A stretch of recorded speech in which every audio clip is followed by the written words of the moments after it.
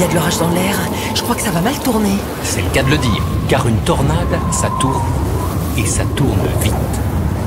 Les tornades les plus fréquentes et les plus violentes naissent au sein des orages, mais pas n'importe lesquels.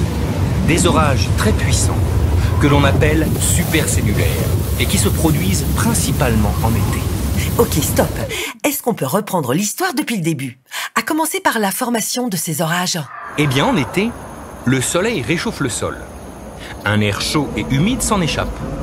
Comme il est plus léger que l'air qui le surplombe, il s'élève en altitude, comme une montgolfière. Là, il rencontre un air environnant froid et sec.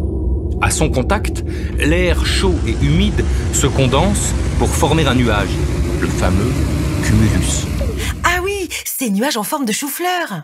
Mais on n'a pas encore d'orage à ce stade. Patience. Si l'air en altitude est suffisamment froid et sec, et si l'air qui monte est très chaud et humide, alors son ascension gagne en puissance. Le nuage grandit et atteint rapidement des proportions gigantesques, jusqu'à 15 km de haut et de large. Ce nuage surdimensionné est un cumulonimbus. Il occupe toute la première couche de l'atmosphère, la troposphère. Si j'ai bien compris, il est temps de se mettre à l'abri.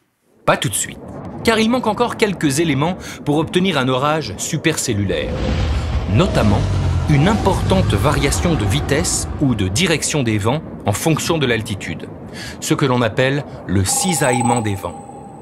Cette différence de vitesse entre les vents rapides en altitude et ceux plus lents au sol provoque dans le nuage la rotation de l'air le long d'un axe horizontal.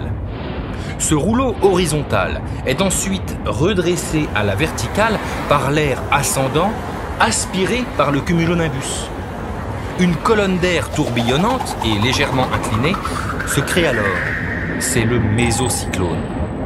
Le nuage tout entier se met alors en rotation. On a notre orage supercellulaire. Il peut rester actif pendant plusieurs heures et s'accompagne de pluies abondantes de grêlons et d'éclairs. Cette fois-ci sûr, je m'éloigne. La tornade ne doit plus être très loin. Pour arriver au stade de la tornade, il faut des vents encore plus puissants.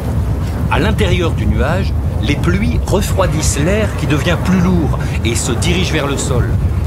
Les courants descendants entourent le mésocyclone, le forcent à s'étirer verticalement et le rapprochent du sol. Un cône étroit, appelé tuba, se profile sous le cumulonimbus. Les vents s'accélèrent jusqu'à la surface du sol. Le tuba finit alors par atteindre le sol. C'est la tornade. Waouh! Eh ben, ça décoiffe. Oui, les vents atteignent parfois les 400 km/h.